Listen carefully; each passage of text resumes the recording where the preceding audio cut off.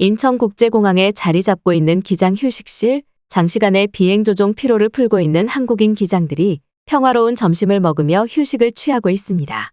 그런데 바로 그때 기장 휴식실의 문이 열리고 하얀색 제복을 입은 외국인 기장들 수십 명이 우르르 들어오는데요. 한국인 기장들이 당황하던 사이 한 외국인 기장은 갑자기 거짓말을 하지 말라는 소리를 지르며 들고 있던 기장 모자까지 집어던지고 맙니다. 과연 외국인 기장들은 한국에서 무슨 일을 겪은 것일까요? 안녕하세요. 저는 독일에서 항공기 기장으로 20년 넘는 시간을 근무하고 있는 쿠르트 휴즈라고 합니다. 얼마 전 저는 일본으로 향하는 비행기를 조종하다가 뜻밖의 기체 이상을 느끼고 한국의 인천공항에 환승 착륙을 하게 되었는데요. 심각한 문제는 아니었기에 일단 일본에 착륙하게 된 저는 다시 독일로 돌아가던 도중 2번의 기체 이상을 느꼈고 이에 부기장과 상의해 긴급히 한국의 인천국제공항에 착륙하고 말았습니다. 사실 중년의 나이가 되도록 지금까지 단 한 번도 한국이라는 나라를 겪어보지 못했던 저는 평소 한국에 대해 잘 알지 못해서 그저 후진국이라고만 생각하고 있었고 그래서 그런지 기체 수리를 위한 환승 착륙지가 한국이라는 사실에 다소 당황스러울 수밖에 없었는데요. 일본에서 기체 수리를 하는 편이 더 좋았을 것이라는 후회가 밀려오던 중 저는 급하게 인천국제공항에 환승 착륙을 하게 되었고 인천국제공항의 관제탑과 교신에 기체 수리가 필요하다는 리포트를 보내게 되었습니다. 그런데 놀랍게도 비행기에서 내려 처음 겪은 한국의 공항은 상당히 당황스러운 부분이 많았는데요. 사실 아시아 나라 중 일본행만 주로 조종해왔었던 저는 평소 선진국이라고 생각했던 일본의 공항만 주로 겪어왔었는데 뜻밖에도 처음 도착한 한국의 공항이 일본의 공항보다 더욱 규모가 크고 쾌적한 상태를 유지하고 있어서 큰 충격을 받고 말았습니다. 더욱이 놀라웠던 사실은 제가 태어난 나라인 독일의 공항보다 한국의 공항이 더 수준이 높아 보였다는 사실이고 그것은 공항의 꼼꼼한 부분을 관찰할 수 있는 기장이라는 직업을 가진 저희 시야에는 한국이 가진 공항 인프라나 시스템이 더욱 크게 느껴졌는데요. 제일 신기했던 것은 바로 한국의 공항에 항공기 기장분들만 휴식을 취할 수 있는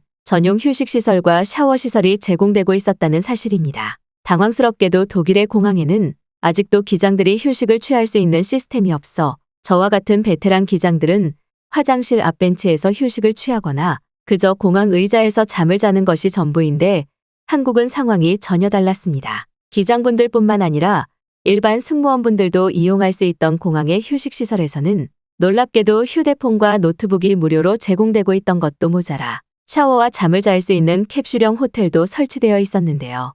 쾌적함을 뛰어넘어 저에게는 공항에 이런 시설이 존재한다는 그 사실 자체만으로도 한국이 몰라보게 새로운 나라처럼 느껴졌고 저의 옆에 있던 부기장 또한 어떻게 한국의 공항시설이 독일과 일본보다 더 좋냐면서 놀라는 반응을 보였습니다. 하지만 더욱 충격적인 것은 이러한 시설들이 기장이나 승무원뿐만 아니라 일반적인 관광객분들에게도 매우 저렴한 비용으로 제공되고 있었다는 사실인데요. 사실 독일에서는 공항 근처에 제대로 된 인프라 시설이나 호텔이 없어 어쩔 수 없이 독일을 거치게 되는 승객들은 공항 바닥에 신문지를 깔고 자거나 의자에서 잠을 자는 것이 전부인데 한국에서는 이럴 필요 자체가 없었습니다. 실제로 공항에 있던 저와 같은 한 외국인 관광객은 가방에서 샤워용품을 꺼내더니 인천공항 라운지에 있던 샤워시설로 들어갔고 그러한 장면을 본 저와 부기장 데니스는 그것을 보며 이게 진짜 선진국이 아닐까라는 생각이 들기도 했는데요. 그런데 그렇게 한참 동안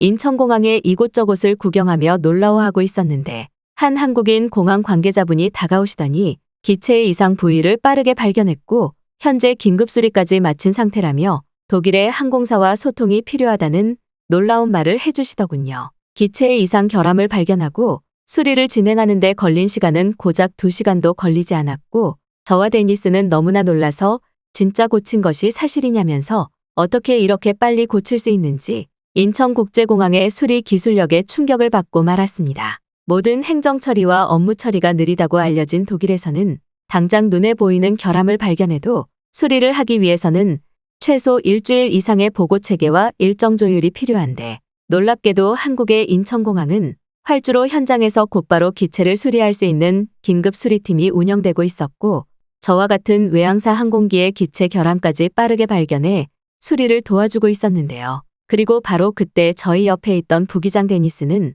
한국의 일 처리가 빠르다고는 들어왔었지만 이 정도일 줄은 정말 몰랐다면서 곧바로 독일의 항공사의 기체 결함 수리 완료와 일정 조율을 전달했고 저와 데니스는 독일 항공사로부터 뜻밖의 소식을 들을 수 있었습니다. 독일 공항의 기상 분석 관계자는 현재 독일의 기상 상황이 좋지 않아 약 일주일 동안은 항공 착륙이 불가능할 것 같다며 추후 기상이 정상화되면 다시 상황을 알려줄 테니 그때까지는 임시적인 휴가 지원을 허락한다는 통보를 전달했는데요. 저와 데니스는 갑자기 찾아온 휴가에 날아갈 듯이 기뻤고 곧바로 인천공항 관계자분과의 소통을 진행해 항공기의 대기 자리를 지정한 뒤 짧은 한국 여행을 계획하게 되었습니다. 놀랍게도 인천공항 관계자분은 휴가 기간 동안 기장 휴식실을 사용할 수 있는 라커룸 열쇠를 서비스로 제공하겠다면서 저희가 옷을 갈아입을 수 있게 해줬고 저와 부기장은 따뜻한 한국인들의 배려에 이런 나라가 정말 살기 좋은 나라가 아닐까라는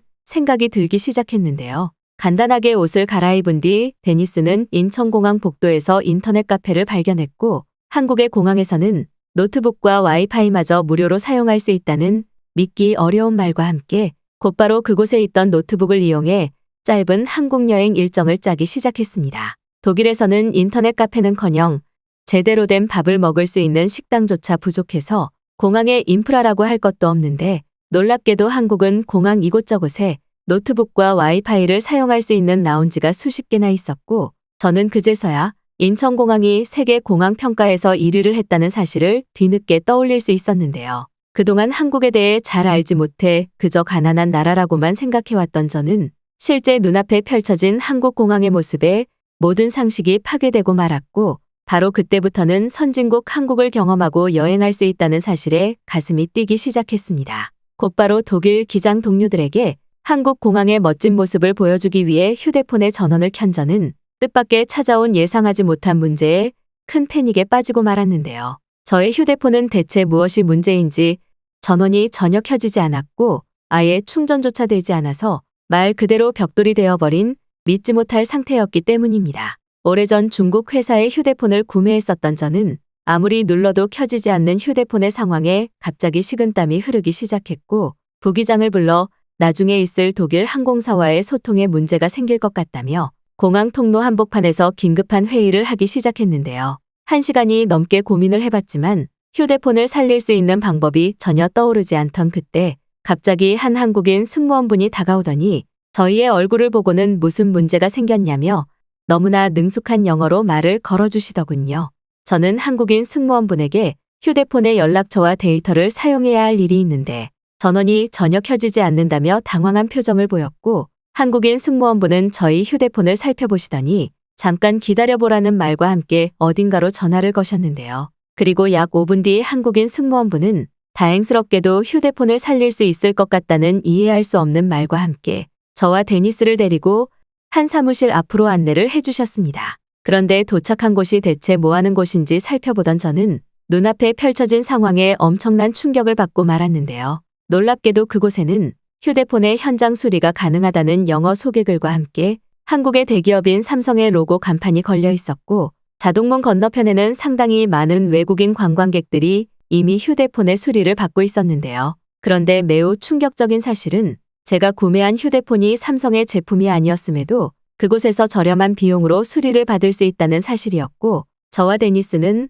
어떻게 공항 내부에 휴대폰 수리점이 존재하는 것이냐며 그만 소리를 지르고 말았습니다. 한국인 승무원분은 몇 년 전부터 관광객분들의 편의를 위해 휴대폰의 개통과 수리를 곧바로 현장에서 진행할 수 있는 긴급 서비스 센터를 공항 내부에 새롭게 설치했다는 말과 함께 저를 서비스 센터 내부의 한 직원분에게 안내해 주시더군요. 너무나 충격적이었던 사실은 독일에서는 휴대폰의 수리를 받으려고 해도 사실상 불가능에 가까워서 새로운 휴대폰을 구매하라는 말이 있을 정도이고 실제 수리 작업을 받아도 무려 6개월의 기간이 소요되는데 놀랍게도 공항 휴대폰 서비스 센터 직원분은 저의 켜지지 않는 전화기를 살펴보시더니 1시간 정도면 수리가 가능하다는 믿을 수 없는 설명을 이어나가셨습니다.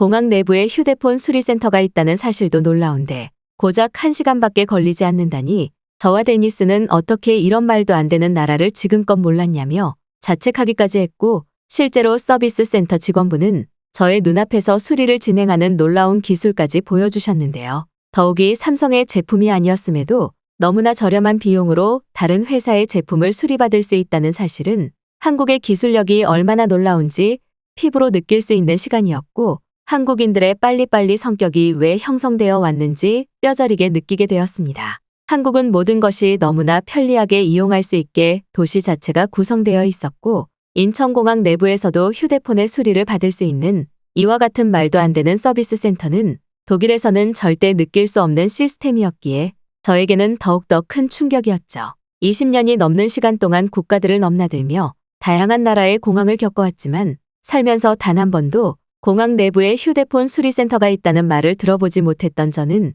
한국이라는 나라의 인프라 시스템과 위력이 얼마나 강한지 느끼게 되었고, 그건 저뿐만이 아닌 부기장 데니스 또한 마찬가지였습니다. 놀랍게도 저희 휴대폰은 1시간이 아닌 30분 만에 모든 수리가 완료되었고, 저는 제 손에서 켜지는 휴대폰의 모습을 보며 서비스 센터 한국인 직원분에게 너무나 감사하다는 말을 건넬 수밖에 없었죠. 수리 비용은 독일과 비교도 되지 않을 정도로 상당히 저렴했고, 이렇게 짧은 시간에 휴대폰이 고쳐질 수 있다는 사실에 한국이 정말 엄청난 선진국의 나라처럼 느껴졌습니다. 특히나 이렇게 살기 좋고 편리한 나라에서 살아가는 한국인들은 대체 어떤 삶을 살고 있을까라는 생각이 들 정도였고, 내친 김에 저는 한국의 도시를 한번 구경해보자며 데니스와 함께 한국의 수도 서울로 향하게 되었는데요. 그런데 서울이라는 도시에는 공항에서 느끼던 것보다 더욱더 신기한 것이 많아 보였습니다. 독일로 복귀하는 일정까지는 아직 어느 정도 여유가 있던 상태였기에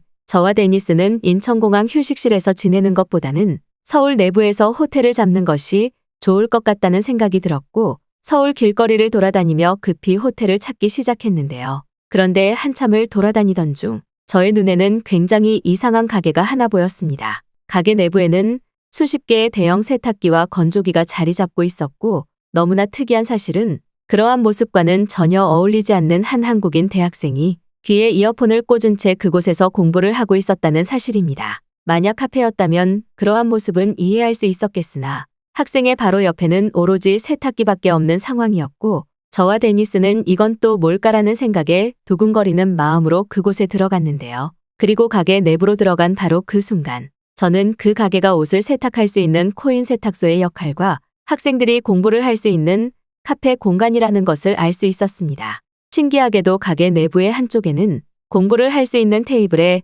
전기를 사용할 수 있는 콘센트까지 설치되어 있었고, 간단히 커피를 마실 수 있는 커피 머신까지 있었는데요. 한국인 대학생에게 물어보니 이곳은 세탁물을 기다리면서 공부를 할 수 있는 매우 효율적인 공간이라고 했고, 실제로 학생의 바로 옆에는 침구류 세탁물이 돌아가고 있었습니다. 사실 독일에서는 이러한 코인 세탁소라는 시설물 자체가 없어서 너무나 생소했던 저는 내친 김에 땀에 젖어있던 셔츠를 세탁해보기로 했고, 데니스가 환전했던 한국 지폐를 가지고 코인 세탁기를 사용해보았는데요. 너무나 간단하게 세탁부터 건조까지 모두 완료되던 그 공간은 만약 독일에 있었다면 내부에 설치되어 있는 고가의 세탁기는 전부 도난 사고를 당했을 것인데, 한국에서는 도둑 자체가 없는 것인지 그 누구도 고가의 세탁기나 건조기를 훔쳐가려는 모습조차 보이지 않았습니다. 특히나 가게 내부에서도 사용할 수 있는 무료 와이파이는 이제는 정말 한국이 미래도시처럼 느껴질 지경이었고,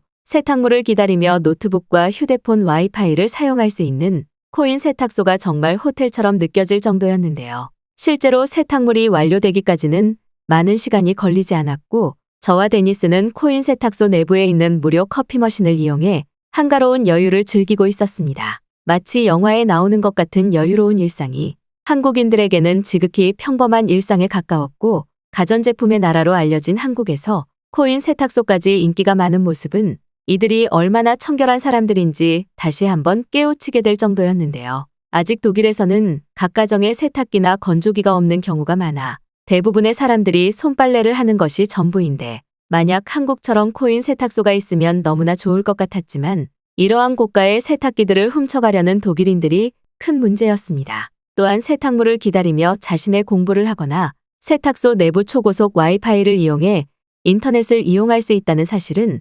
한국인들이 얼마나 효율적인 나라의 사람들인지 피부로 느껴질 정도였죠. 짧은 코인 세탁소에서의 놀라운 경험을 끝낸 후 저와 데니스는 서울역 근처의 호텔 예약에 성공했고, 호텔마저 무인으로 운영되고 있는 한국인들의 도시 인프라 시스템에 이제는 정말 혀를 내두를 정도였습니다. 한국에서는 무인이나 키오스크 시스템이 굉장히 잘 이용되고 있었는데 특히나 신기했던 것은 한국에서 어느 정도 나이가 있는 노인분들도 이러한 디지털의 삶에 굉장히 익숙하신 듯 키오스크를 능숙하게 사용하고 계셨기 때문인데요. 독일에서는 아직도 글자를 모르는 노인분들이 대부분인데 그와 반대되는 한국인 노인분들의 모습은 나라의 평균적인 발전 수준이 얼마나 중요한지 느끼게 되는 계기였고 모든 것이 편리한 한국에서의 삶에 저와 데니스는 한국에서 살고 싶다는 생각마저 들었습니다. 그 후 약 이틀 동안 한국에서 지낸 후 다시 인천공항 관계자분들의 도움을 받아 독일로 돌아온 저는 본사의 요청에 한국으로 비행을 가는 한국행 기장으로 커리어를 변경하게 되었고 이제는 종종 최고 선진국 한국으로의 비행을 떠나고 있는데요. 과거에 저는 한국이 그저 가난하고 못 사는 나라인 줄 알았지만 이제는 저희 행동을 반성하고 한국에 푹 빠진 상태이기에 저는 오늘도 한국으로 떠나는 비행 일정만을 기다리고 있습니다.